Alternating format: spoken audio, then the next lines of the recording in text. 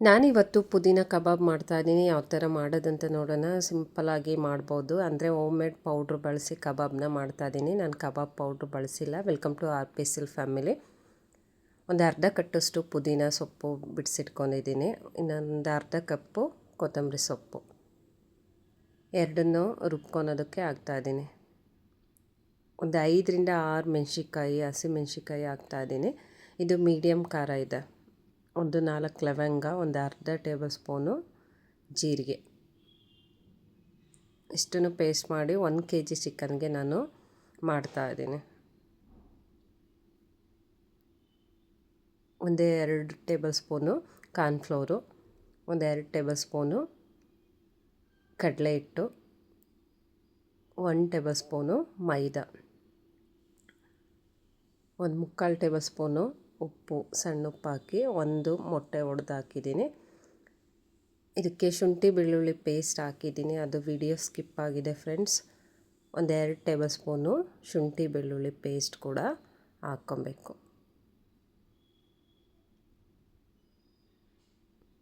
ಇದನ್ನು 1ರಿಂದ 2 ನಿಮಿಷ ಚೆನ್ನಾಗಿ ಮಿಕ್ಸ್ ಮಾಡ್ಕೊಬೇಕು. ತುಂಬಾ ಟೇಸ್ಟಿಯಾಗಿರುತ್ತೆ. ಈ ಥರ ಹೋಮ್ ಮೇಡ್ ಕಬಾಬ್ ಪೌಡ್ರು ನೀವೇ ಮಾಡ್ಕೊಬೋದು. ಅದು ಕೂಡ ವಿಡಿಯೋ ಮಾಡ್ತೀನಿ ನಾನು.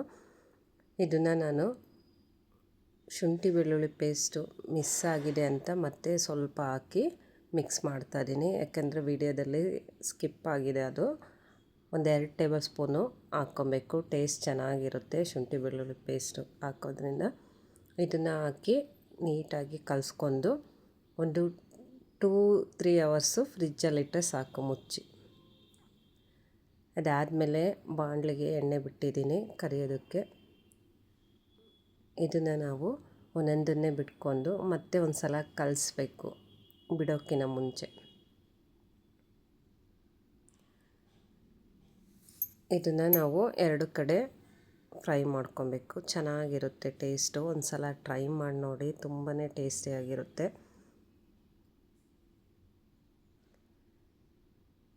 ಇದು ಮೀಡಿಯಮ್ ಫ್ಲೇಮಲ್ಲೇ ಬೇಯಿಸಬೇಕು. 2 ಕಡೆ ಚೆನ್ನಾಗಿ ಫ್ರೈ ಆಗಬೇಕು.